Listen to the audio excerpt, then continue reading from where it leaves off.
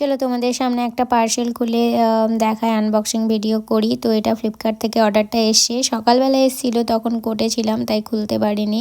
এখন সন্ধেবেলায় খুলছি এসে। তো আমি জানি এটার মধ্যে কি জিনিসটা আছে, তবে খুলে দেখতে হবে তো জিনিসটা ঠিক এসছে কিনা। প্রথমে তো খুলতেই পারছিলাম না, কোন দিক দিয়ে খুলবো। তারপরে এই যে খুললাম, তাও বের করতে পারছি না, এত টাইটভাবে প্যাকেট করা।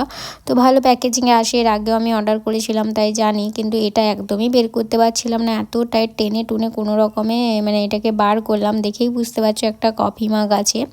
আর এই কফি মাগটা সব থেকে পছন্দের এই কারণে, এই কফি মাগটায় দেখো যে কোট লাইনটা লেখা আছে না, এটা আমার একটা পছন্দের কোট লাইন।